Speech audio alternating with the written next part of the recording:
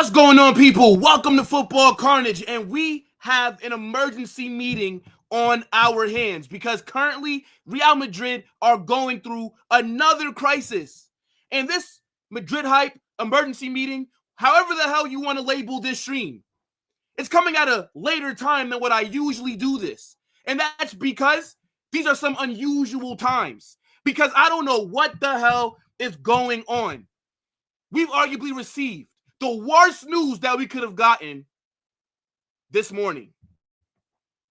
It's actually crazy, man. And I'm fuming. I wasn't even going to do a live stream today.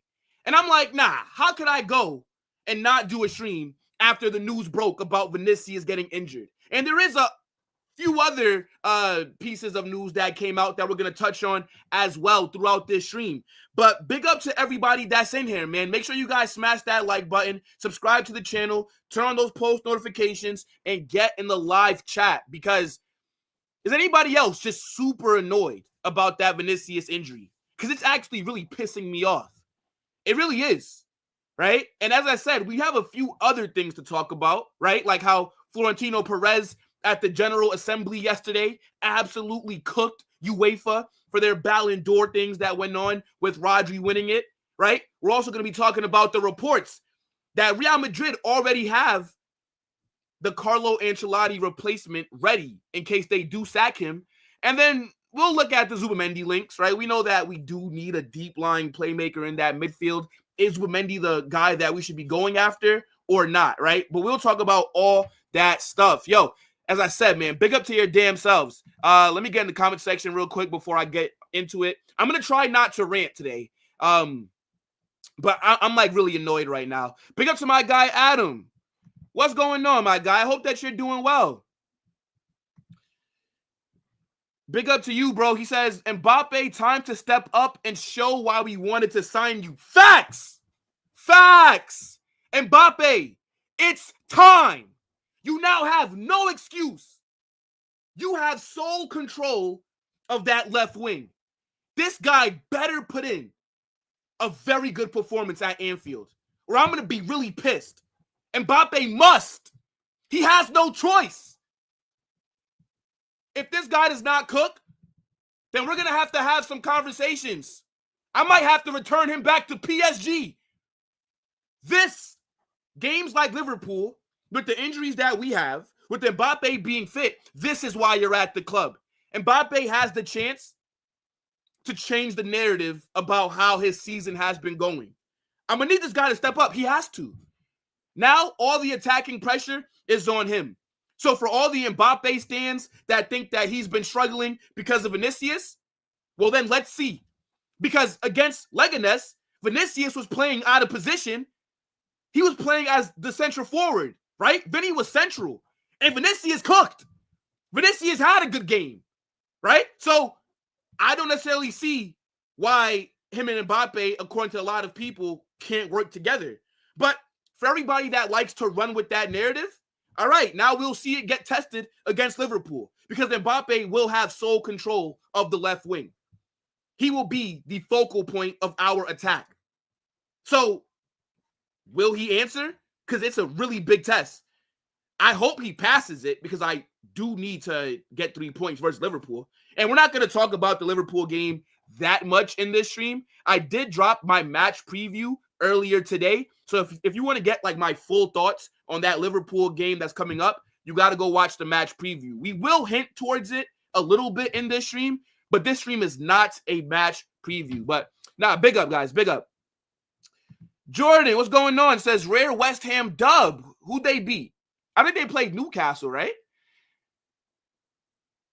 I wasn't paying attention to the Premier League game that was today, but I think West Ham beat Newcastle. Yeah, I mean, good dub for them. Newcastle are so mid. You like that intro music, right? That shit is hard. Now, you know what it is? It's like super calming, right? Like when I first heard the instrumental and then when I got the beat, I was like, yeah, this the one. I was kind of jumping from like a few different beats, but like that one right there, yeah, that's the one. That's the one. Big up, bro. Much love from South Africa. Wow. Big up to South Africa. And welcome to the channel. Hope that you're doing good. I got to go to Africa one day. Maybe like when I'm rich. I don't think I could afford to travel to South Africa right now. I'm, I'm a little broke. But big up, bro. I'm going to try not to rant. We all know that's a lie. I'm going to really try to. You know what it is? Like sometimes I just get started and I just get really pissed off when I'm thinking about what I'm saying. And then it just goes from there. Big Up says, all I know is that Perez needs to spend a lot of that billion in revenue in the summer. Bro, fuck the summer. Perez better spend that money in January. Bro, we are in a crisis right now. He needs to spend that money now. Because it didn't spend it in the summer. So spend it as January 1st. I expect to see Fabrizio Romano send out a here we go for a Real Madrid signing. January 1st. Because our squad's not going to make it through the end of this season. I know that we got away with all the injuries last year. But now we're talking about this year. And it's very different. The dynamic is very different. You know? Rafan says, man, this will be the only time I'm okay with Mbappe playing as a left wing because, to be honest, he needs to play more as a striker so he can learn the role. But in this case, it makes sense. You know what's actually crazy, bro? And big up to my G Rafans. I actually don't mind if Vinicius does play central more than Mbappe because we saw against Leganes, Vinicius had a very good performance while playing out of position. And we've seen him play central a few times, even before Mbappe came to the team. Like last season, there were games when Vinicius was lined up centrally. So we know that he can do a job there, right? And as long as the chemistry and his performances don't drop, then I don't really mind like that, to be honest. Let me see. Mbappe left wing, Endrick striker. You got to watch the match preview. You got to watch the match preview, Jordan. I got to give you a real political answer there, okay? I can't necessarily just give away all the sauce or else then nobody's going to watch the match preview. You know what I'm saying? So if you want to know what I think the starting 11 will be, you got to go check that video out, bro. You know what I'm saying? But now, big up to my guy, Jordan. Okay. A few more comments, then we'll get into it. Yo, Hubris, what's good, my G? Says, big up. That shit hurt. Vinny is gone. Yeah, it does hurt, man. It does. And then Bryce says Mbappe on the left wing, Bellingham false 9, Brahim on the right, and Arda in midfield. It's actually not a bad shout. It's not that crazy, to be honest. Definitely are going to need Jude to be a lot more advanced than he usually is so far this season. Madrid's season is finished. No Vini until 2026. I wouldn't say it's finished, Van. I mean, he will return, right? It's only out for, I think, about like 3 weeks. But, I mean, this is a really tough stretch of games that we got coming up. So, yeah, man, that shit is rough. But, all right, let's get into it, chat. Big up to everybody that's in here. Like I said, make sure you guys smash that like button, right? And make sure you subscribe to the channel. Make sure those post notifications are turned on. And, yeah, get in the live chat. Let me know what you guys are thinking about some of the topics that we're going to be going through. And if you catch this after the stream ends, I'll add chapters in there so you guys can jump around and listen to the parts that you care about the most. But if you want to watch it in full, that also works as well. Now, we got to talk about Vinicius because this guy got injured against Leganes. And according to the reports, he will be out for 3 weeks. Now, I can't even tell you what kind of injury it is, right? We know that whenever players get injured, there's all these sort of medical terms that describe it. I'm going to just put it like this. Vinicius has a muscle injury. And now he's going to be missing a very crucial part of our season. Because aside from him not going to be available in the Liverpool game, the matches that we're going to be playing in La Liga are not easy either. And I'm really pissed off here because it's so annoying waking up and being scared to check my phone because I don't know who's going to be injured next. It's literally like every other day there's an injury. We are Injury FC, Medical Room FC. I want Pintus sacked. I want the medical room sacked. Bring in new people. Bring in a new fitness manager. Okay? Let's shake some shit up. Because what is going wrong at the club that we're getting all of these injuries. And then I'm also thinking to myself, when the fuck did Vinicius get injured against Leganes? He played 90 minutes. I don't think I saw him limp one time. When I tell you, chat, I woke up to this news, I thought I was being pranked. I'm like, what do you mean Vinny got injured? He played 90 minutes. And I didn't see him look discomforted at any time, unless I'm forgetting. So I was very shocked. I'm like, nah, there's no way, bro. Then I go and I see that Real Madrid have released a statement on their website. Bro, I almost lost my mind. Because this is crazy. Our best player is not going to be available for at least the next 3 weeks. And I really want to slap the shit out of Carlo Ancelotti. That's what I really want to do. He's the person that I'm the most mad at right now. Because why the hell did you play Vinny 90 minutes? Why? This guy played 90 minutes in both of Brazil's games over the international break. Why did you give him a rest? We were cruising against Leganes. It's not like that was a game that we were struggling in and we were losing, so we needed to keep him on to come back. That was not a game that Vinicius needed to play 90 fucking minutes. And now, because of a game against Leganes, I don't have him against Liverpool. I don't have him for the game against Atalanta. I don't have him against Bilbao. These are important games that are coming up that I no longer have my best player in.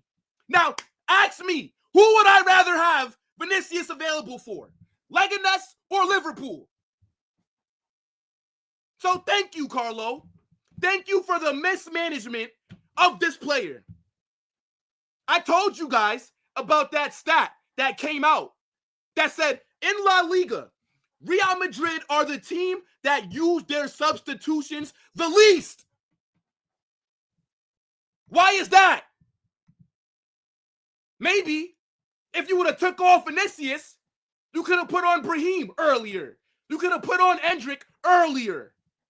But no. Because for some reason, while we're cruising against Leganes, a newly promoted side, Carlo thought, nah, I'll keep Vinicius on. I don't get it. I don't get it at all. It makes no sense to me. And as I said, I'm very annoyed. And I think this is part of the reason why I think this needs to be Carlo's last season. I'm ready for Carlo to bounce. Because the mismanagement of this squad is something that has not gone unnoticed to me. And what's so funny is, you know how I brought up earlier that I was confused on when Vinicius was even injured. Then I saw this tweet.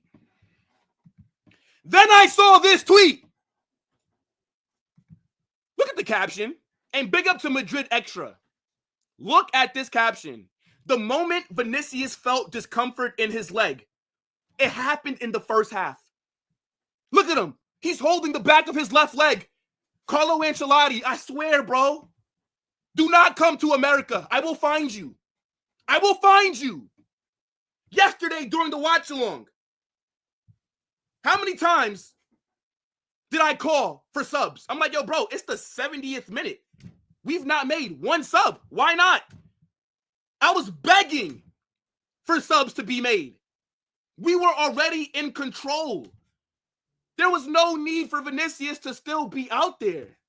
So this injury, in my opinion, falls directly on Carlo's mismanagement. Mbappe didn't even go on international duty. So why didn't he play the whole 90 minutes then? Why Vinicius? And he had a good performance as well.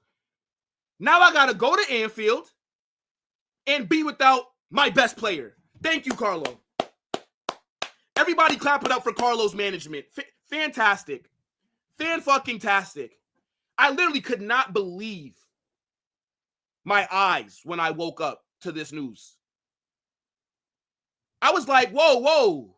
Because I had videos already pre-recorded. Everybody knows my match previews. I pre-record my match previews the night before. I had a whole 40-minute match preview for the Liverpool game lined up and scheduled to get released. I woke up.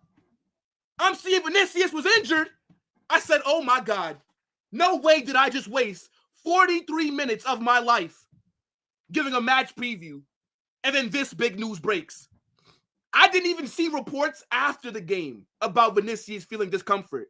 And my thing is, if this guy was this injured in the first half and you see him grabbing his leg, why the fuck was he still on the pitch?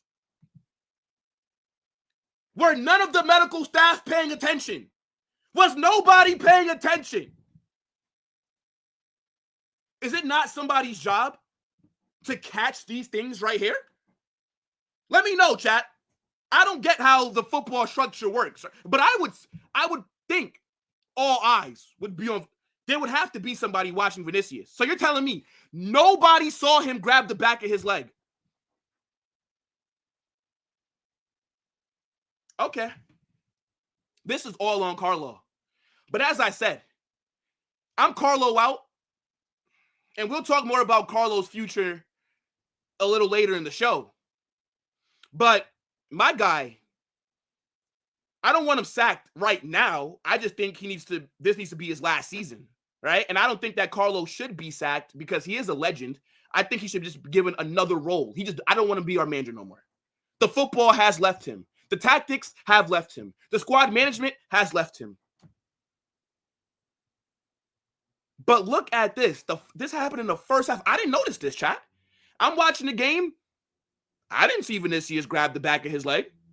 But it happened. It's right there. Now, aside from the Liverpool game, right, because that's obviously the big one, right? He's going to miss some other big matches, right? Now, Getafe, right? That's one where you could say Vinicius can rest, right? Like, let's be honest. We should be slapping up Getafe. Now, we have to play Bilbao away from home. That's going to be a tough game, right? They're a decent team. Nico Williams, Inaki Williams, right? They also got other players there as well. Bilbao is not an easy game. No Vini for that one. Girona, right? We all know Girona went on a crazy run last season, made Champions League, and they're not that good this season, but that's still not going to be an easy game, right? Girona still have a good style of play. They still have a good manager. So that one could be tricky. After that, Champions League. We got to play Atalanta. We got to go play Atalanta. Y'all don't think that Atalanta want their revenge? Huh? What is going on? Point is, I know Atalanta are going to want their revenge, okay? We went out there. We beat them in the UEFA Super Cup. They want their lick back. That's going to be a very tough game because when we played them in the UEFA Super Cup, we didn't even cook them. But no Vini for that one. And then Rayo Vallecano. Now, Rayo Vallecano, decent team. That one could be a little bit tricky, right? They got my guy, James Rodriguez. You just know he's going to score against us. But point is, some pretty important games that Vinicius is going to miss. And it is all thanks to Carlo Ancelotti. So, our best player, our number 7, will not be here for the time being. And I'm going to need Mbappe to step up. We talked about it already. Mbappe must. Mbappe has no choice. This is why we chased you for so long. Vinicius is injured. Now it's your turn to step up. No more shooting directly at the keeper.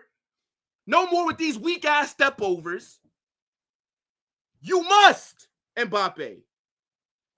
All eyes are on you now, next 3 weeks. Show us that we didn't waste our time chasing you and bringing you to the club. Show us. Rodrigo is also injured. So you literally have no competition for the left wing. But yeah, man, this Vini news really got me hot. I tried not to rant, though. I don't think I did too much. I was just a little loud. But, I mean, fucking hell, bro. It's crazy, man. Let me see what you guys are saying.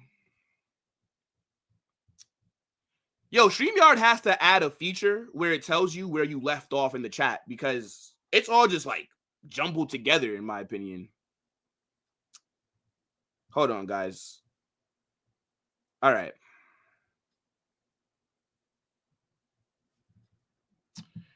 Okay, so Esso says Mbappe won't do shit. I actually do not agree with that. I think Mbappe will have a big game against Liverpool, and I think he will pick up his form because he'll just get more opportunities now, right? Like, offensively, I believe the ball's going to be played and the team's going to run through him in attack. So he should do better in theory, right? Let me see. How did Vini get injured? I have no idea. I didn't see it. All that I have for you is the screenshot, right? I don't know what happened before that. All that I know is that they're saying Vinicius was grabbing his leg, and it happened in the first half. Mbappe scoring 4 goals? I hope so, bro. By the way, W profile picture, W Batman. I started watching The Penguin like the other day. It's pretty good. Mbappe needs to step up big time. We need him. Facts. Jordan says, I'm going to try not to rant today. Did I rant, chat? Did I rant?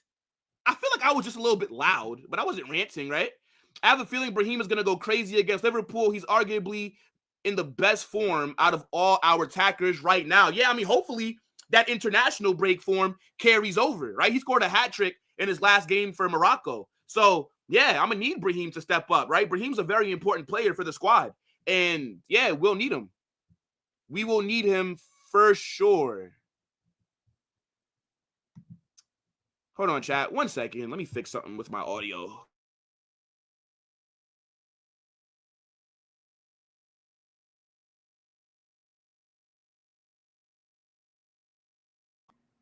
All right. I should be good now. My audio was kind of moving a bit weird. I hope that wasn't messed up for you guys, but I think I was good. Let's see. Big up to Jab says Carlo needs to go bring in Solari. Yeah, we're going to talk about that. I don't know. Yeah, that is the topic that we have a little later. So let me see. I deadass started crying when I saw that Vini was hurt. Bro, I literally still had crust in my eyes. I didn't even wash my face. I didn't brush my teeth yet. I just woke up. I rolled over. I'm like, hey, you know what? Let me just check my phone. You know, let me get ready for my day. I'm like, you know, let me go on Twitter. The first thing I saw was Vinicius is injured. I said, huh? I said, brother, am I being pranked? Literally. And you know that it's an emergency meeting when I don't start off with the with the Florentino Perez dancing video, right? That's how you know I'm serious. I even took it out of my match preview. I was like, no. I said, no. There's not a time for dancing. Right? I don't need Perez dancing right now. I need Perez looking at the transfer market. That's what I need him doing. Let me see. I'm finna get a flight to Spain, wait for Carlo to get out his car and slap the shit out of him. Bro, that's what I'm saying. I couldn't believe it. All right. Big up to everybody that's in here, man. Mbappe must play like World Cup 2022. He left a piece of his soul back in Qatar.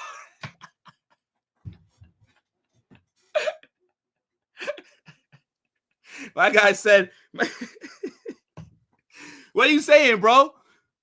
Mbappe sacrificed a piece of his soul for that World Cup final performance. Nah, that's funny, bro. That's funny. Big up. Let me see. I actually want Brahim as a striker. He's good at dribbling. Ballon could also play there, but we need his passing behind the striker. Yo, bro, go check out that match preview. Go check out that match preview. I do have my expected 11. And I also did a combined 11. And I did what I think Liverpool's 11 will be as well. So, yeah, make sure after this live stream, you guys go check out my match preview. Yo, big up to my guy Stanley. Says, I hope my boy Arda Güler starts at Anfield. Let me see. Lamine says, once we went 2-0, he should have been taken off. Yeah, should have. It's just that simple.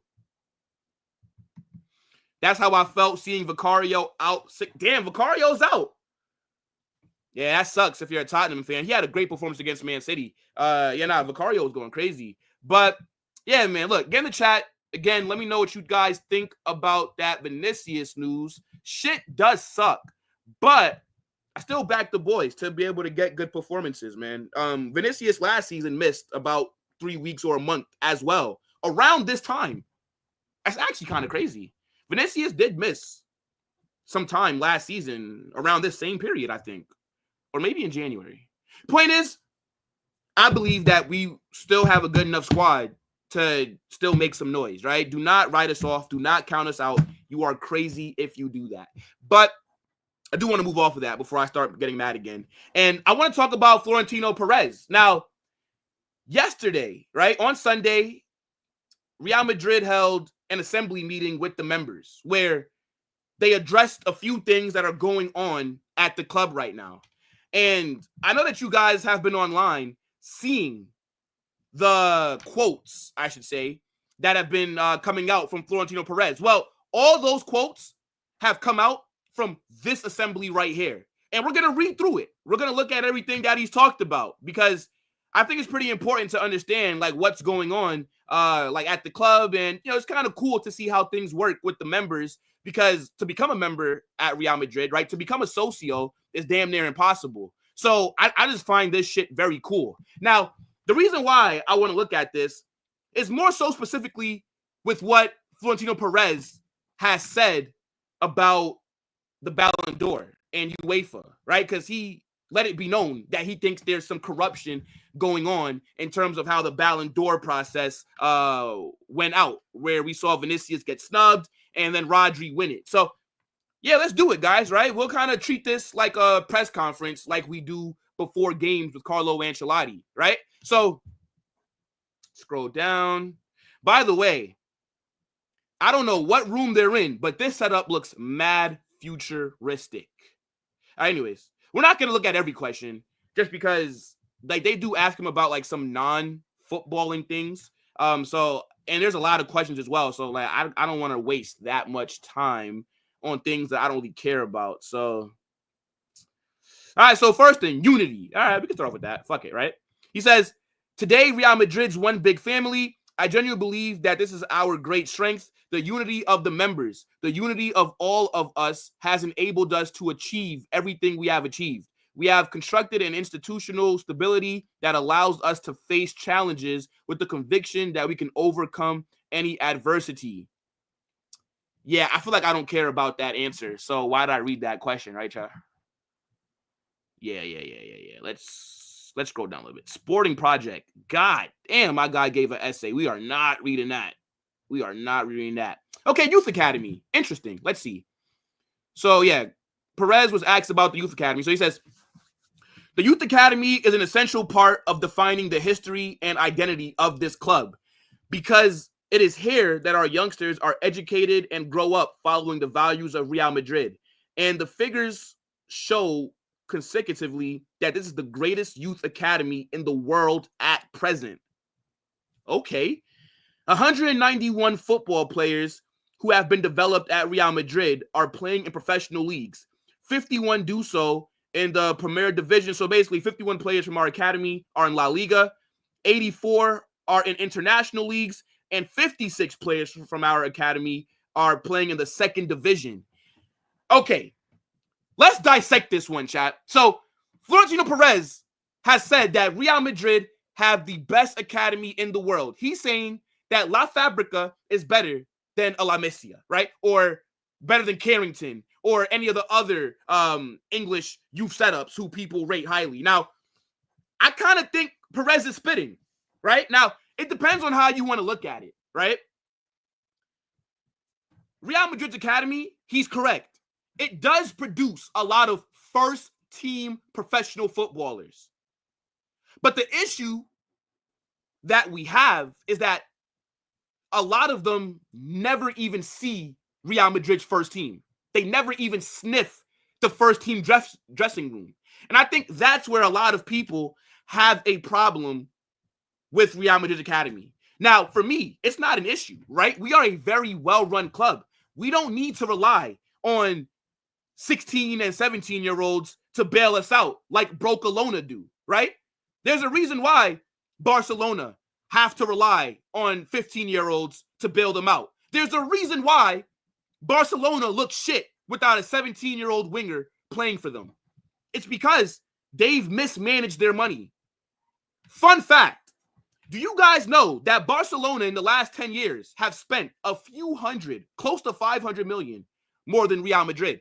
Nobody ever talks about that. Everybody only wants to make it seem like Barcelona, they only bring players from their... No, they spend a lot of money as well. They do. Now, I think Real Madrid Youth Academy, it does make the club a lot of money. We do sell a lot of our players. And I think the goal of Real Madrid's academy, right, the goal of La Fabrica isn't necessarily to bring the kids through into the first team. Like, if a kid is good enough to play for the first team, then that's perfect. But I think the main goal of the academy is to just get ready for players to become professionals, right? They help players get into first team football somewhere. It doesn't necessarily have to be us, right? Because if every academy, if their only purpose was getting those kids into their first team, then nobody would ever buy any players. You get what I'm trying to say, chat? So, while if I was a parent, I would not send my kid to Real Madrid. No. Because I would want my kid, wherever he's playing in youth football, I would want him to be able to break into that first team. Now, obviously, there have been legends that have come through the academy to play for, like Casillas, Raul, right? Danny Carvajal. Like, just to name a few off the top of my head. They're from the academy, right? They're legends of the club.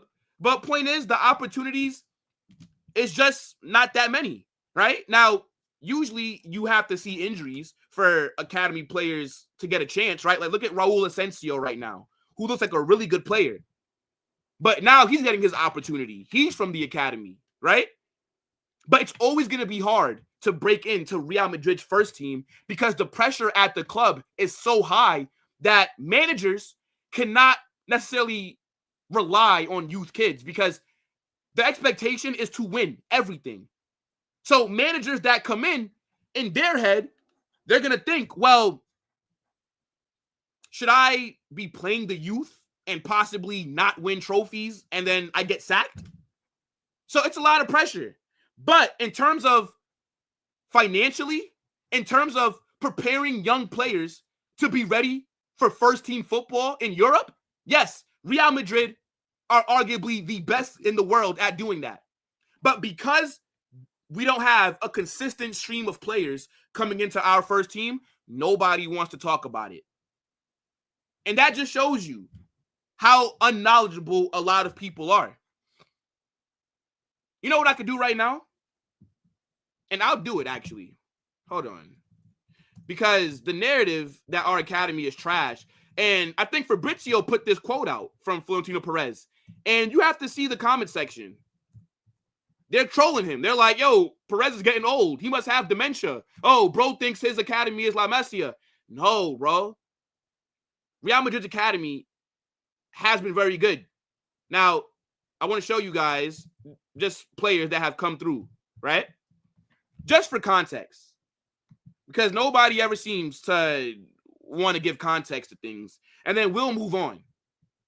But we could just talk about the legends, right? We can just talk about the legends. Raul, Casillas, Perel, right? Look at this. Come on. Let's go. And there's going to be a lot of players, because I've looked at this before. There's going to be a lot of players that you didn't even know played for Real Madrid's youth academy, right? Like Julian Alvarez was at Real Madrid's youth academy for a little bit, right? At 13 years old, we brought Neymar in for a trial at the club. Neymar played for Real Madrid at 13 in like 2-3 games. Nobody knows this. Nobody knows it. But actually, I don't even want to look at the legends. I want to look at the current day players, right? And let's just go by market value. So you have Hakimi, Marcus Llorente, right? Pablo Bres. And look at this. Look at this. Look. Atletico Madrid are taking our youth academy players. Miguel Gutierrez, one of the best left backs. Emi Buendia at Aston Villa was in Real Madrid's youth academy, right? Mario Hermosa, Alvaro Morata. Like, what are we doing here? Borja Mayoral, Fran Garcia, who's playing for us. Nico Paz, who's tearing it up at Como, right? Sergio Reguilon. What are we doing? Why do people act like our academy is just so shit? Somebody tell me. Now, if you want to say, okay, well, look at La Masia, right? One, their players do get an opportunity in the first team. And two, in modern day times, they have produced higher level talent than what Real Madrid Academy has. I'll say, fair enough. Okay? Fair enough. But I don't think that Florentino Perez is wrong to think that ours is one of the best in the world. Don't fall for that narrative, chat. Don't do it. I'm telling you. We set up a lot of players to succeed. Aside from the players that you see break through at Barcelona, where's all their other academy graduates? What are they doing? Tell me. But yeah, I just want to touch on that real quick. Just because I just find it interesting how people just always try and shit on our academy. But we'll keep it moving. Women's football, I don't really care, to be honest. I don't even want to lie. Basketball, I don't care about European basketball. It's not the NBA, so I will not talk about that. Financial situation. Okay, now this is interesting. Okay, so I'm not surprised that this topic would come up. It makes sense that the members would want to understand what the finances are like. And shit, to be honest, I want to know what the finances are looking like because I want to know how come we ain't spend no money in terms of buying players last summer, right? Because I'm seeing all the good reports about how much money we're making and how profitable we are. Well, are we going to spend it? Somebody in one of my comment sections before said that Real Madrid moved like broke billionaires. Thought that was funny. We know that the money is there, but why are you not spending it, bro? Anyways, on the financial situation, Perez says, this year we have accomplished an unprecedented milestone. Real Madrid has become the first football club to exceed 1 billion euros in revenue.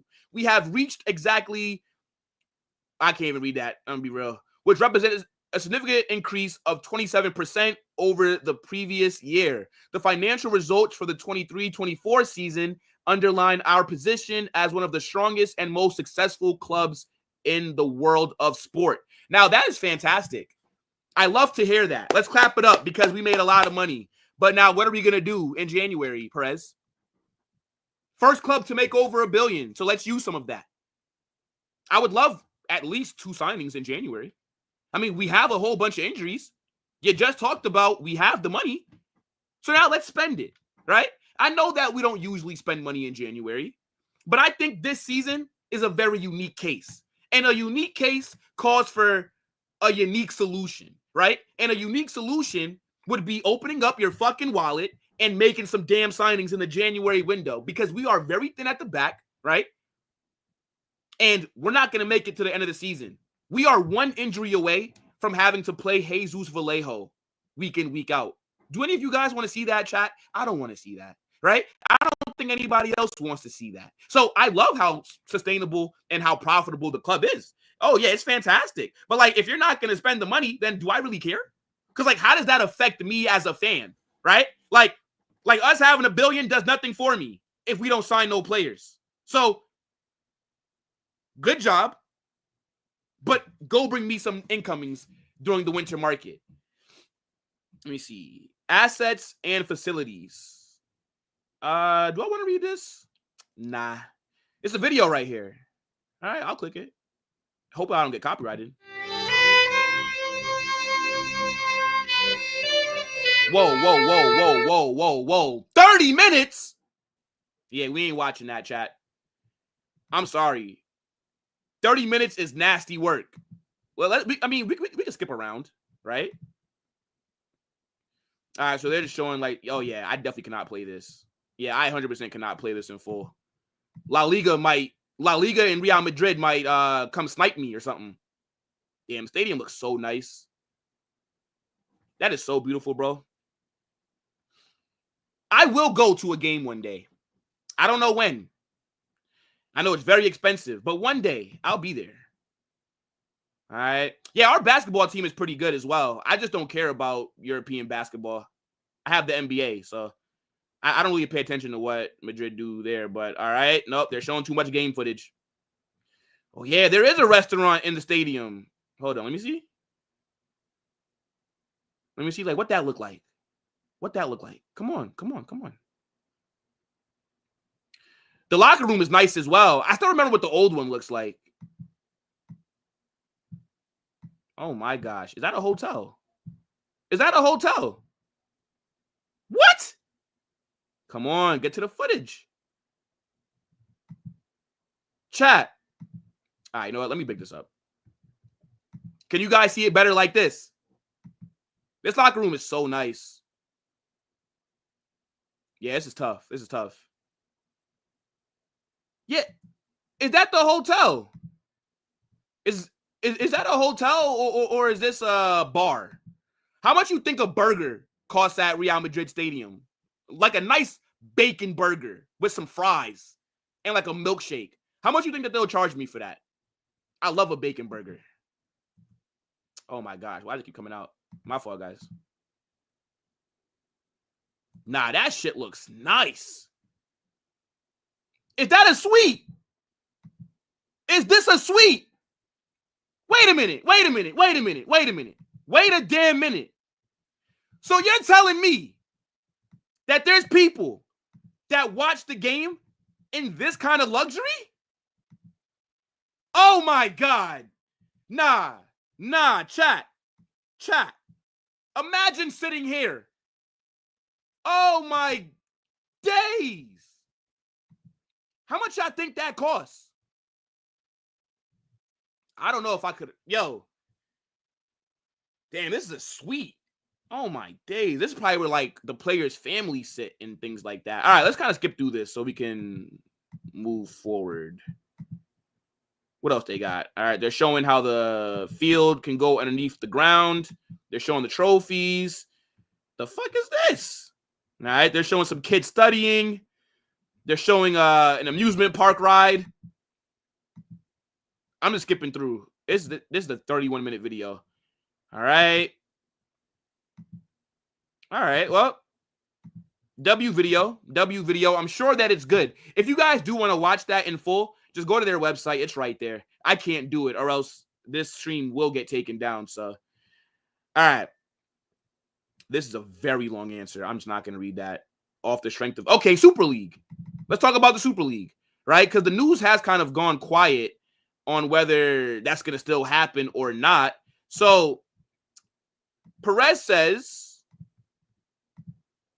the Super League proposal to broadcast football for free through the unified platform is truly innovative, and it aims to apply football, what has already triumphed in the film series and music industries, just as the Santiago Bernabeu's vision drove the creation of the European Cup, overcoming opposition. As now, from FIFA and UEFA, Real Madrid has once again honored its history. We have a unique opportunity to develop a new model of governance and competition that prioritizes both the well-being of the players and the passion and excitement of our fans. There's a real opportunity to change course, to revitalize football and restore it to its grandeur. And the sooner we do it, the better. I know a lot of people don't really care for the Super League. I know that rubs a lot of people the wrong way. Honestly, I don't mind. I don't mind the Super League because I think clubs should be looking to take back power from UEFA because they're the ones that bring in all the money, right? Like, these Champions League teams don't make a lot of money for winning. You really don't. And they should. Like, UEFA pocket billions and only give the club millions. It kind of seems like an unfair power balance. And that's the reason why they want to make the Super League, right? And they also don't like the amount of games that are on the schedule. That's why Florentino Perez hinted at for player safety as well, right?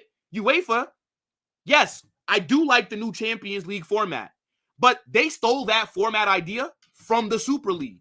Go read up the proposal that the Super League had. UEFA stole their league format idea. They have. But they've added more games. Now it's 8 games. Remember, the Champions League used to be 6 games. Now it's 8. So that is going to cause more injuries, right? That's a lot more game time that these players are going to have. UEFA only cares about the money. They don't care about the clubs. They don't care about the players. That's why I don't understand why everybody is just so, oh my God, the Super League is like the worst thing in the world. What's so bad about it? But everybody wants to virtue signal. Nobody can give you a legit reason why the Super League is a bad thing. And nobody said that the Champions League would go away. But no, the Super League would be there to rival it. Because UEFA is taking the piss. But again, it's the popular thing to do online, to protest and all this dumb shit. Whatever, right? Everybody that's crying about the Super League, they're still going to watch. That's why I don't care, because I'm still going to watch. Wherever Real Madrid are playing, wherever the big games are happening, I'm going to watch. So why would I sit here and virtue signal when I'm still going to do watch-alongs? I'm still going to make content. You know what I'm saying? Like, but people want to, let me go online and say how bad this is. Let me go protest my owners. Brother, you're going to still watch. If they join the Super League, are you going to stop watching football? No, you're not. So shut up. Shut up. That's how I view it. But interesting point on that. Okay, so now La Liga. I mean, do we want to read? See, the thing is, right? Like, some of these answers, my guy Perez was giving us, my boy was yapping. Look at the answer for a question on La Liga. I don't want to read that. This is not college. I don't have to read no more. I already graduated. I don't got to read essays no more. So let's get into what I really want to talk about. They asked him about the Ballon d'Or. Okay, let's get into it. So we all know what unfolded with the Ballon d'Or ceremony, right? Real Madrid did not show up. Once we learned that Vinicius was going to be robbed of that award, the club took a stand and said, you know what? None of us are showing up. And I know a lot of people had conflicting feelings on that, right? I think the general consensus was, oh, Real Madrid are such babies. They're so spoiled. They always just want to get things their way. And my thing is, if the club feel like they're being disrespected, if the club feel like there's some kind of weirdness going on, why show up? Why?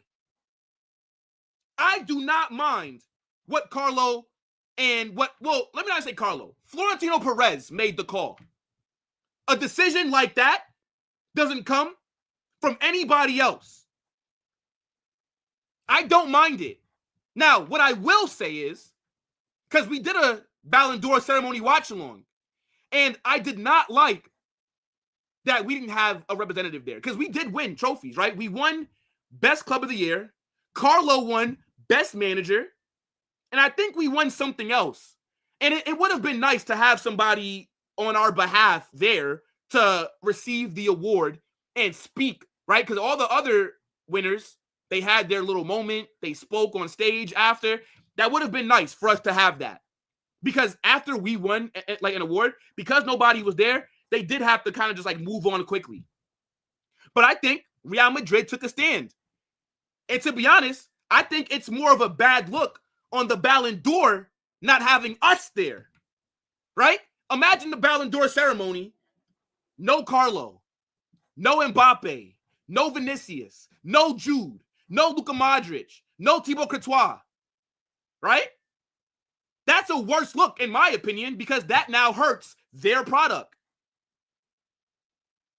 But I'm with Perez. If you feel disrespected, don't show up. If you feel like UEFA, because this was the first year ever that UEFA was a part of the Ballon d'Or ceremony. And we all know that UEFA and Real Madrid do not get along because of the Super League. We know this. So let's not act like that does not play a role in why Vinicius did not win the Ballon d'Or. Come on now. Look at how some of the voters put in their ballots. There were 3 countries. There were reporters from about 3 or 4 countries that didn't even include Vinicius in the top 10. But yet, I must show up for this stupid award that you're going to rob me of. How the hell? Fine. If you think Rodri was better, fair enough.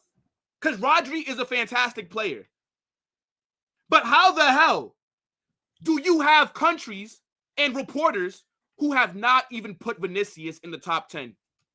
That seems like an agenda to me. People talking about, oh yeah, Vinicius, because he's not humble. Rodri doesn't have social media and tattoos. He deserved to win it. That's why I voted for him. Excuse me? What does that have to do with what's going on with the games on the pitch? So, yeah, I'm with Perez. I'm with Real Madrid with not showing up. No problem on my end. People want to cry about it? Cry. Because guess what? I'll still be able to take your best player. This means nothing. The Ballon d'Or ceremony means nothing to Real Madrid. And they just proved it by not showing up. I got better shit to do. If Vinicius won't win it, if this voting is fraudulent, if UEFA want to be involved to make it unfair for my player, we ain't showing up. Fuck out of here. Everybody talking shit about Madrid. Oh, they're so spoiled. Vinicius sucks. Whatever. People actually think this is going to... Bro, if we wanted to sign Rodri, guess what? We disrespected Rodri by not showing up. And Rodri, this man, since he won the Ballon d'Or, he's been doing press conference. He's been doing interviews. This man been on a world tour doing interviews. And guess what he said? Even after Madrid decided to not come and watch him win the award and clap for him. This man said, of course, if Real Madrid are interested, you have to listen. No shit! It changes nothing. If Perez wants your best player, we can take him. Your best player would slap their mother just to do training with us. I don't even know why I just ranted just now. I feel like I was holding that in for a while, but I didn't even read his answer. I gotta chill, bro. I gotta chill. What the fuck is wrong with me? All right, let's get into what Florentino Perez said about the Ballon d'Or.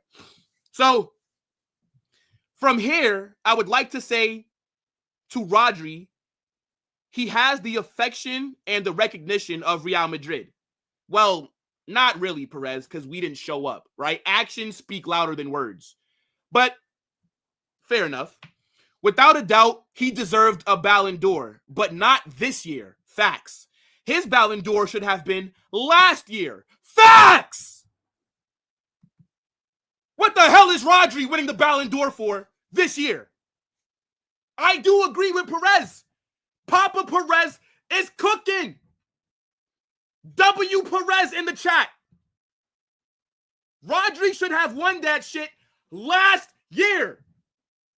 He should have gotten the Ballon d'Or after City did the treble. That was the year for a Man City player to win it. But when Vinicius cooks, when Vinicius steps up in the biggest competition in the world, Champions League final goal, assist in the knockout rounds, right? Goals in the knockout rounds. When Vinicius cooks, I was actually seeing tweets like, oh, if Vinicius wins the Ballon d'Or, football is dead. How is football dead? But it's not dead if a defensive midfielder in a robotic system at Man City wins it. No, but it's dead if Vinicius wins it. Okay. But yes, I do agree. Messi should not have won the Ballon d'Or last year. But we all know that they suck off Messi. We know that that's their star boy. We know that they'll do anything to make Messi happy, right? There's a reason why Inter Miami have qualified for the Club World Cup without winning anything. Inter Miami just got knocked out of the MLS playoffs. How the hell are they in the Club World Cup? Why? Because of Messi. See, but people don't want to hear this. The year for a City player to win the Ballon d'Or was last year. Rodri or Haaland.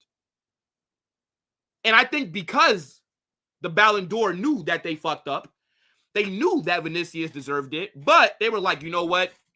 We really screwed Man City last year. So let's just give it to him this year. That's how I honestly think it went down. You could say I'm crazy or whatever, but that's what I believe. Now, let's continue. So Perez says his Ballon d'Or should have been last year when he won everything with his team and scored the decisive goal in the Champions League final. Facts. Yo, Perez is cooking, man. He says, clearly this year, the Ballon d'Or should have gone to a Real Madrid player, regardless of the criteria applied.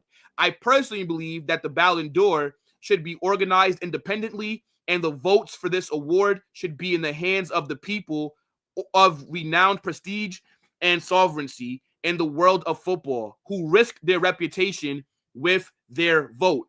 So what he means by this is, as I brought up, chat, UEFA were involved in the Ballon d'Or this year for the first time ever.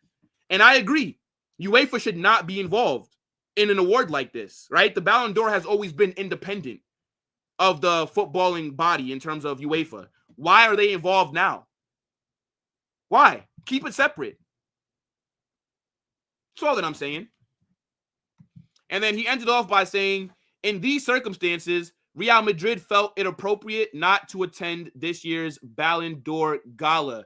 W. Florentino Perez in the fucking chat. That is my president. That is my You know what? You know what?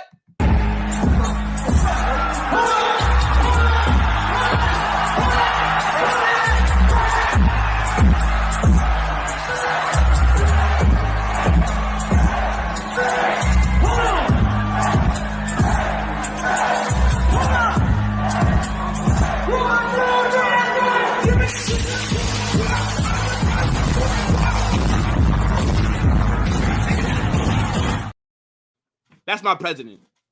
W. Florentino Perez. This was actually pretty interesting, right? They do have some more pictures from there, but yeah, we're not here to look at pictures. But yeah, guys, let me know what you thought about that. I don't know how long I was on a tangent there, but yeah, buddy. All right, let's get to your chats. We still got 2 more things to talk about, by the way. That took up mad time. I ain't gonna lie. I mean, fucking hell. I didn't think I was gonna spend that much time on that. I didn't know how many questions they asked him. All right, let's see. Yo, W chat, as always, man.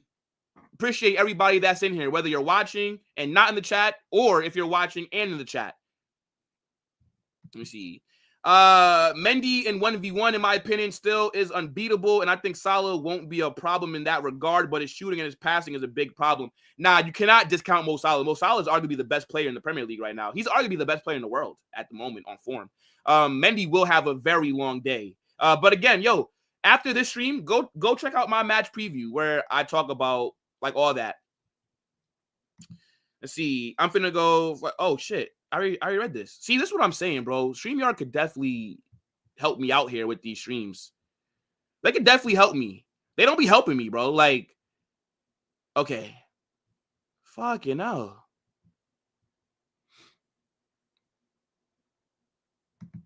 I always wished we could have kept Alvarez, but now he's at Atleti. Yeah, I think Julian Alvarez only did like 1 year at our academy.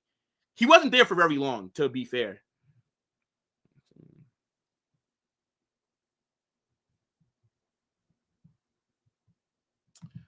A trial isn't the same as growing a player from the ground up.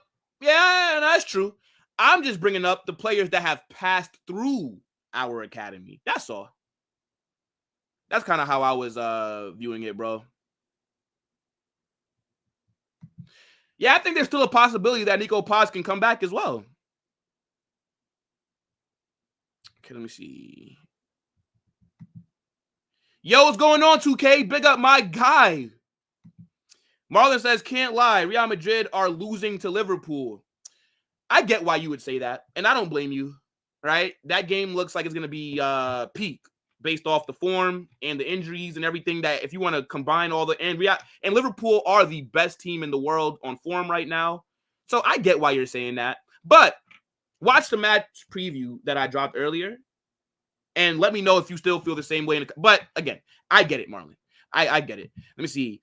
People just don't like new things. Remember, they hated on this new format too, and this motherfucker's cooking. Look at the big games we have. That's a fact. I think change does make people nervous. You're cooking there. When it was first introduced years ago, my assumption of it was 12 big European teams competing in a small league, and Spurs were one of them. Wasn't trying to see them finish 13, 12. Yeah, that's not what it is.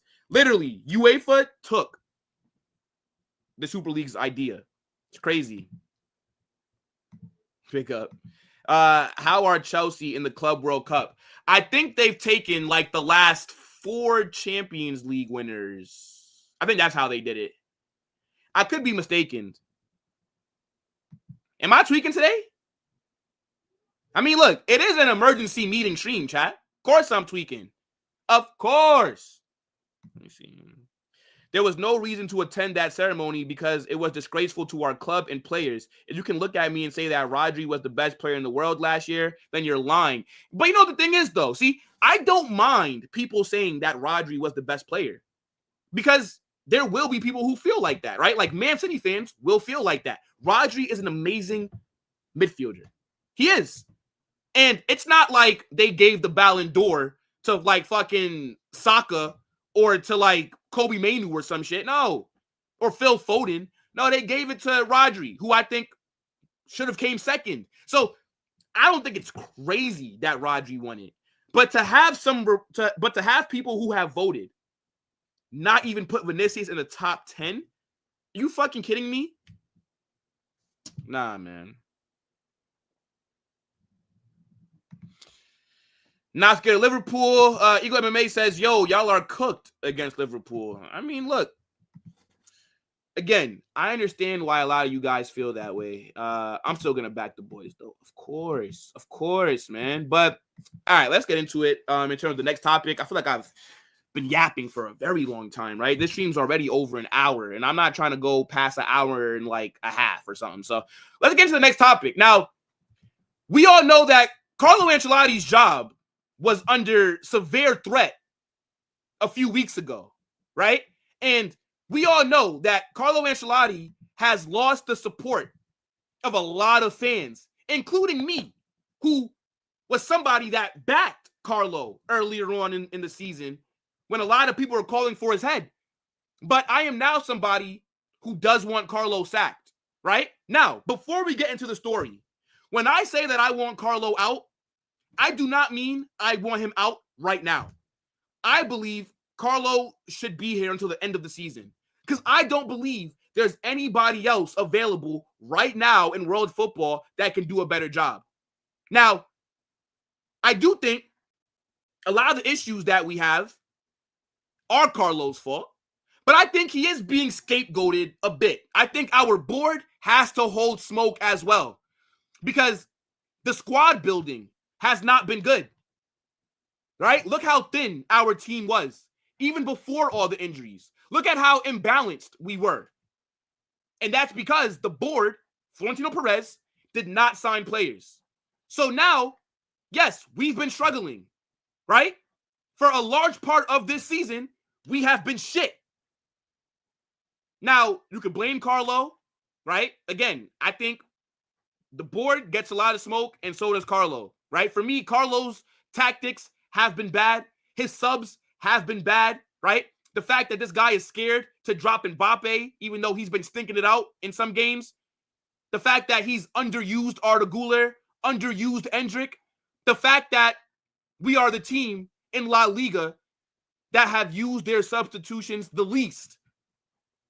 The fact that Vinicius just got injured against Leganes because this guy does not want to make subs, even though we're controlling games. So it's a bunch of factors that I consider when I say Carlo out. And I believe that AC Milan game was the straw that broke the camel's back for me. Because we just came off of getting our ass whipped by Barcelona. They absolutely dog walked us 4-0. And then we lose 3-1 to a shit AC Milan side. And Carlo is bringing on Dani Ceballos before Arda Güler. Yeah, that right there. Literally, something in me broke. And I finally said Carlo out. Now, look, Carlo Ancelotti is an absolute legend of this club. Okay? And I don't believe he should be sacked. I personally think Carlo will stay at Real Madrid, but I do not think he will be our manager after this season. I think he'll be like an ambassador of the club or something like that. Like, we'll keep him involved in some capacity, but it's time for new ideas. It's time for new tactics, right? Now, let's get into this report because it seems like the club have already identified Carlo's replacement if he is sacked in the middle of the season. Now, hear this first report, chat. So, Justin, after the loss to AC Milan, Florentino Perez made a decision that if the team loses to Osasuna, he will fire Ancelotti and hire Santiago Solari. But what ended up happening is that against Osasuna, right before the international break, we dropped a masterclass. That performance against Osasuna was the best one that we've had all season, and it's not close. And I remember thinking to myself, what the hell happened? Like, how come we couldn't play like this all season? Well, yeah, Carlo put in a coaching masterclass because his job was literally on the line. But that performance versus Osasuna, I mean, my goodness me, what a game that was. We cooked for 93 minutes. So Carlo's job was safe. But I told you guys as well, after that AC Milan game, I did say that I wanted Carlo sacked that same day, right? Like, bro, my head was gone after that Milan game. But I did say, if we lose versus Osasuna, you have to sack him. And I truly do believe he would have been sacked. Now, I know that the source is not that credible, according to a lot of Madrid fans, right? I'm talking about Releva. A lot of people are saying that they just talk shit and they have no idea what they're talking about. But I honestly do believe this report. Now, what I really want to get into is who they're saying his replacement would be, right? Now, chat, I don't know how long you guys have been following Real Madrid, but if you're not familiar with Santiago Solari, there's a reason why not, okay? This guy was our manager for maybe 7 months before he was sacked. Now, this was about 6-7 years ago. I think he was our manager during the 2018-2019 season because we had Lopetegui. Lopetegui was hired in the summer, and Lopetegui was so shit, they sacked him in October. Lopetegui was in the job or September. He was either sacked in October or September, one of those two. He wasn't there for very long. And then they brought in Solari. Now, I'm really trying to jog my memory. I don't believe, obviously, he wasn't successful because he was only here for like 6-7 months. We sacked him after we got our ass whipped by Ajax. I remember Ajax came to the Bernabeu and beat us 4-1. Now that I'm thinking about it, Solari literally gave Erik ten Hag a career. That was the game that put ten Hag on the map. Yeah, Ajax cooked us. And he was our manager. Unless I'm wrong. I swear it was him. But while he was our manager, like we were just okay, right? I don't remember the style of play, but I do remember 18-19 season, I think the only thing that we won was the Club World Cup. But there were some other positives that happened that season, right? That was the same year that we signed Vinicius. Solari was the first manager that really believed in Vini. You have to give Solari credit for that, right? Because he played Vinicius a lot, and he gave him a lot of freedom. And back then, Vinicius was looking like a Bolivian, okay? Vinicius, his first few years at Real Madrid was not the best before he got that injury. Because Vinicius, he looked like a very talented player, right? But his decision-making in the final third and his finishing was shit. And Solari believed in him. Solari also played Fede Valverde a lot. So, Club World Cup, Vinicius, Valverde. Those the three things that I could think about to give him credit for. But after we lost to Ajax, they killed us 4-1. Remember, chat, that season that Solari was our manager, we just did the three-peat in the Champions League. And then we go out, I believe, in either the quarterfinals or the round of 16 to Ajax in that kind of fashion. I remember I was watching the game and I was like, what is going on? I couldn't believe it. I was in college watching that. I was in math class. I forget which math class it was, but I remember my teacher's up there lecturing. Brother, I'm on my laptop watching the game, locked in. Hakimi was cooking us. David Neres, I think, scored that day. David Neres smoked a blunt before he played us. That guy always looks high. But to be fair, right, the 18-19 season, that was always going to be a hard one because Ronaldo left the club the summer before the season started. So that was always a weird season, kind of. And again, I think we only won the Club World Cup. I don't believe we won La Liga. I don't believe we won the Spanish Super Cup or Copa del Rey. Maybe I'm wrong. Okay, guys, give me a little bit of grace, okay? I'm trying to think from my memory here. But yeah, that season was so weird because, as I said, Lopetegui came in. He got sacked really fast. Then they brought in Solari. Then they sacked him. And then we brought back Zidane. Yeah, we brought back Zinedine Zidane. So I say all that to say absolutely not. And you know what's actually funny? I believe Solari works for the club right now. I don't know what role he has with us, but he's involved with the club in some capacity. And no thank you. No thank you in terms of him being the interim manager. If you want to bring in somebody, if there is a possibility that Carlo gets sacked, go bring in Zidane then. I'm pretty sure he would be open to the idea of returning. But what I remember of Solari's time, those 7 months, was not good. Was not good. So, yeah, I do not believe that we would sack Carlo to then bring him in. It makes no sense. Why not then give it to Raul on an interim basis, right? Raul is with La Fabrica. He's with the B team. He's been managing there for a while now. Why not give him it on an interim basis? But again, I don't necessarily want Carlo sacked right now. But yes, I do believe that we need a new manager come next season. But I want to know what you guys think about this news.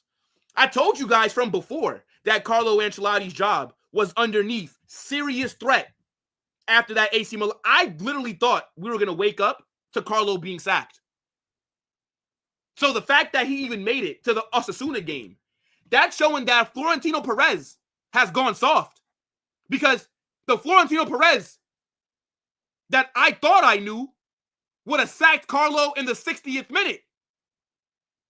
But would you guys take Santiago Solari back as our manager? Nah, not for me.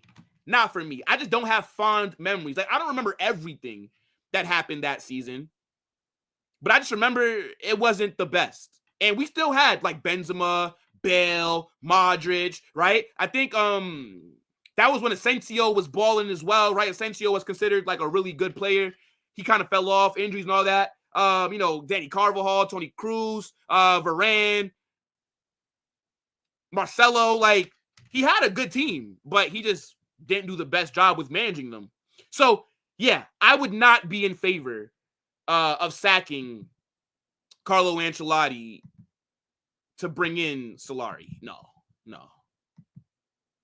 But yeah, I want to know what you guys think. I saw this and I was like, huh? Like, this would not be my first choice. Not at all. Let me see. This is a great opportunity for number 9 to show he can carry the team while Vini is out. 3 weeks watching Mbappe on the left wing is tortured. Nah, bro. If he's able to find his form again and regain his confidence, it's over. It's over, bro. NJ Fury says, what if Carlo won the UCL again? Fantastic. Let that be his last trophy. Then he could leave. Goes out on a high. But I do think that there are things about Carlo that are outdated. That's my issue with him. I think Carlo should stay until the end of the season, and we should make it our priority to get Alonso next summer. Yeah, it looks like Xabi Alonso will more than likely be our next manager. I don't really rate the tactics that he has, but whatever. If that's who the club trusts, then who am I to question, But I will question Solari, though, because I've already seen that it did not work. Unless I'm thinking of something else. I promise you this guy was not successful. I know I'm not crazy.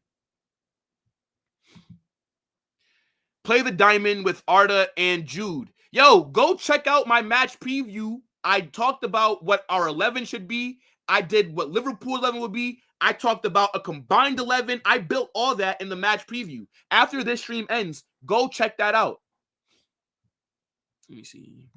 Is Xabi really the best for us? I do not believe that Xabi Alonso is the best manager for us based on the tactics that he uses. Now, in terms of the profile, right? Xabi Alonso played for us. He's won a lot of trophies. And, he is a young manager as well. We know that everybody in world football wants a young manager. So from that POV, yes. But I just don't believe that the squad that we have fits a back three. But maybe he comes in and adjusts his tactics, right? Let me see. Dude, Solari trusts the youth players. Okay, well, how did that go for him when we lost 4-1 to Ajax? Yup, Fede started playing with Lopetegui and continued with Solari. We lost Copa del Rey against Barca. Okay. So did we make the final that year? I don't remember. 18-19 season was the worst. We lost so many titles in a week. Yeah, bro.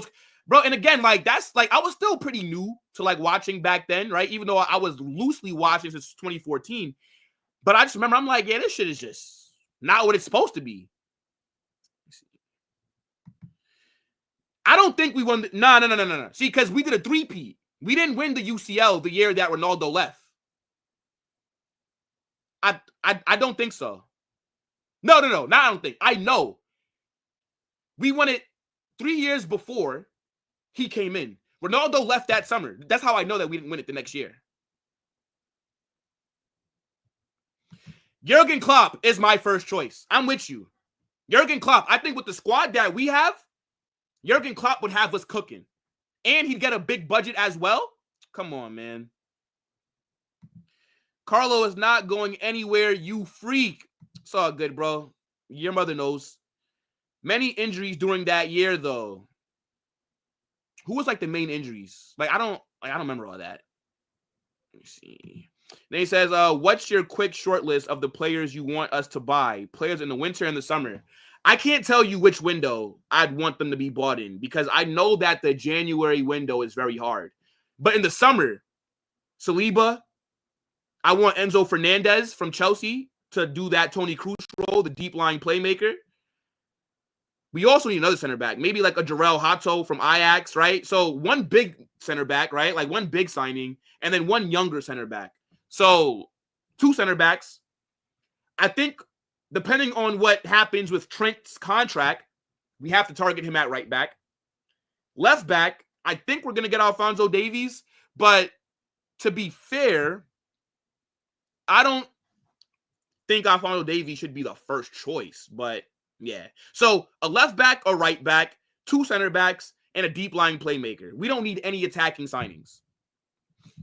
Bring back Marcelo? No. We don't need a left back right now.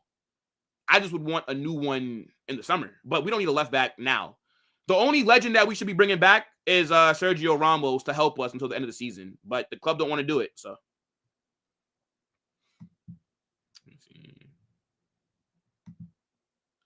Jean Martinez might get a chance. He tore his ACL in the summer. I don't think he's gonna be fit for this entire season. We won't see Jean Martinez until preseason next year, bro. Let me see. Yep, agree with you about Xabi. People don't know why they want Xabi. They just look at what he did last year. Facts. New shiny toy. You know what I'm saying? All right, last comment, then we'll get into the last story of the day. The injuries this season are crazy, bro. We'll have the whole academy starting for us when the season ends. Yeah, especially if we don't sign no players in January. But big up to my guy 2K, right? Every single time. Now, real quick, little shameless plug. If you guys want to get a cool badge next to your name like what 2K has, right? It's pinned right there. Click that link. You can become a member of the channel, and you get access to some custom emojis, and you get a badge next to your name in the chat, right? Big up to everybody that is a member of the channel. Now, last story, right? A bit of transfer news, right? You know, we always got to talk about some transfers, but I want to know what you guys think about this, because this is a little bit crazy in my opinion. Now, let's talk about Zubimendi, because a lot of reports lately have been linking him with a move to the club. Now, I want to start off by saying this. I rate Zubimendi. I think he is a very good midfielder. And I think he gets into most teams in the world right now. But I do not think we need a player of Zubimendi's profile, right? I already have Tchouaméni, and I have Camavinga. So what exactly does Zubimendi offer me that Camavinga does not, right? What does Zubimendi offer me that Tchouaméni cannot? Now, I personally do not believe Zubimendi wants to leave Real Sociedad. He's rejected Liverpool. He's rejected Bayern Munich, Barcelona, Arsenal, and I think another big club. There's no way that he's turned down all those teams for no reason. I truly believe Zubimendi is comfortable at Real Sociedad. He's come through their academy, right? He's one of their best players. I think he just enjoys being there. I personally do not think he wants to leave, because if he wanted to leave, he could have done so already, right? And he does have a release clause of 60 million. So it wouldn't be hard to sign him. All you have to do is agree terms with the player and then activate that release clause. You don't even have to speak to Real Sociedad to sign him. Now, again, I like Zubimendi, but I just don't think we need him at the moment. The only kind of midfielder that we need is a deep-lying playmaker. That's not necessarily what Zubimendi is.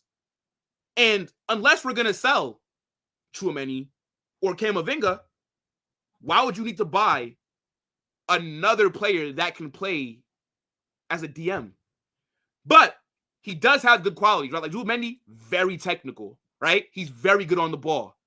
He is a good short passer as well, right?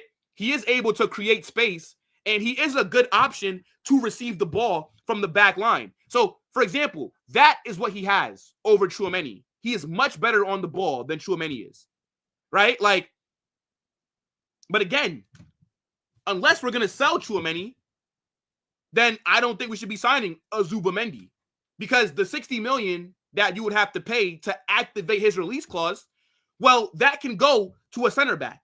That can go to a right back. So unless Zubimendi can play center back or right back, I don't want him. I want Enzo Fernandez because he fits the Toni Kroos profile to a T. Zubimendi's passing is not bad. That's not what I'm trying to say. But I haven't seen him be able to make the passes that would be required in that deep lying role. So again, good player. But do we need him? I don't think so. I think that we need a very specific profile in that midfield. We need somebody that can sit back and has an excellent passing range. And I just do not believe that that is Zubimendi. He is a good passer, but I don't believe he can do that Toni Kroos role. And again, more specifically because I have Camavinga, right? If I didn't have Camavinga, then I would say sign Zubimendi. Because I think Zubimendi and Tchouaméni, that'd be a good, like players to rotate with. But Camavinga, I think, can do everything that Zubimendi can. So why go spend 60 M's on him? Again, unless you're going to sell somebody. But again, he is a decent player. But I just believe he's real comfortable at Sociedad. I don't think he wants to leave. And he won the Euros, and he was actually pretty important in that finals, right? A lot of people forget when it was Spain versus England, in that first half, England looked like the better team. And then Rodri got injured, and everybody thought Spain were cooked. They took off Rodri, they brought on Zubimendi, and they looked so much better. But he's going to be a very hard player to sign. Because even though he rejected Liverpool, right, they're still linked to him. All the big clubs that it's reported that he rejected all still want him. And we know that Rodri is injured right now for Man City. You don't think Pep Guardiola won't make that call to try and sign him? Trust me, it's going to become a bidding war. And not in terms of the fee you have to pay for him, but you're going to have to offer him a crazy deal for him to join your club. And again, I just don't think we need him. And I'd be very surprised if Zubimendi is in Real Sociedad come next summer. Because I think a lot of teams, I think he will end up at Man City. I think if Pep Guardiola makes that call, I think he goes there. But the report is saying, right, another part to it, is that Real Madrid are not interested in Rodri, right? But Zubimendi is who they're watching, and that no other midfielder has impressed them as much as he has. Now, I tried to tell you guys that Real Madrid do not want Rodri. Why would we go after Rodri? This guy is 29 years old, and he's coming off of a torn ACL. And you're going to have to spend a lot of money to sign him from Man City. Does that make any sense? Zubimendi is 25 or 24, so a lot younger. His injury history isn't bad. And I could get him for 60 million. Of course, going after Zubimendi over Rodri makes more sense. Real Madrid do not need a Rodri. I've been trying to tell you guys. But yeah, get in the chat. Let me know what you guys think about this. And then we'll wrap up, right? Let me get this off screen. Big up to you guys, man. Let me see.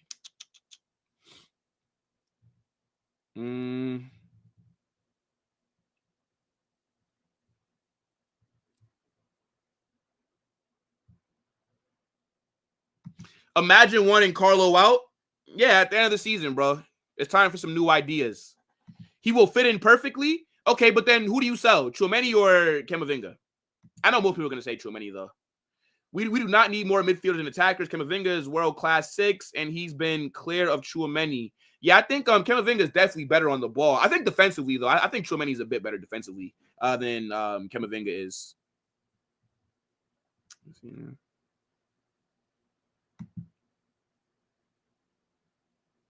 I don't know about Zubimendi. Camavinga is better. I agree.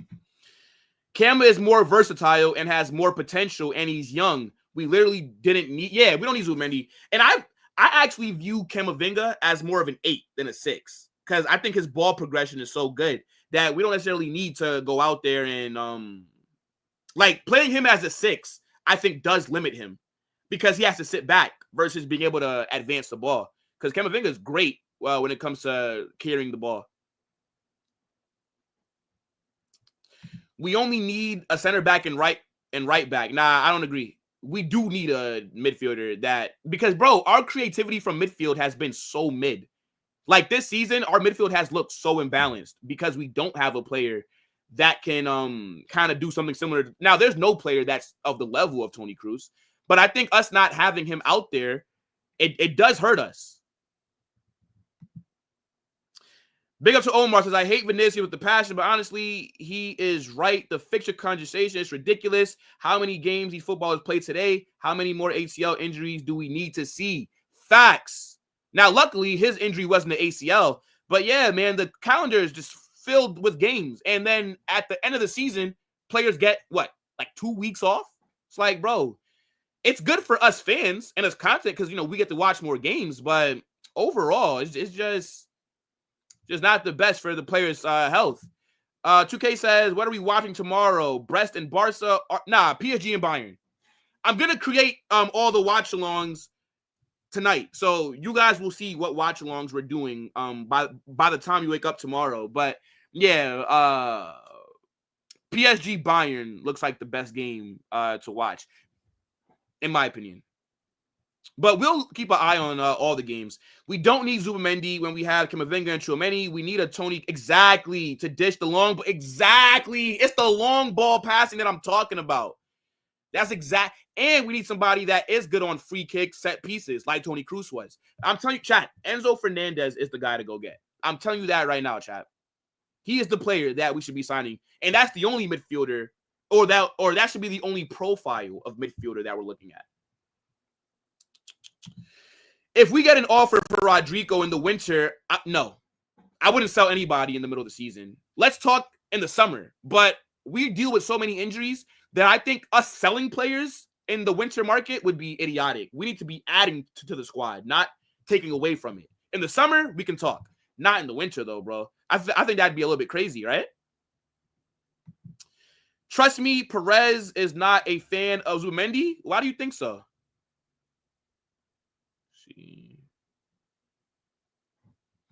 We might consider signing Aymeric Laporte. Nah, I don't think so. Because Nazaire are going to want like 30 million for him. We're not going to do that. He would have to buy out his contract to be able to sign for us. I don't think that the club will pay anything for him. Perez needs to stop being cheap and buy some damn players. Now you're cooking, bro. Let me see. Jude and Kema as a double 8 with a good CDM will cook. Yeah, I don't think that you're wrong, 2K.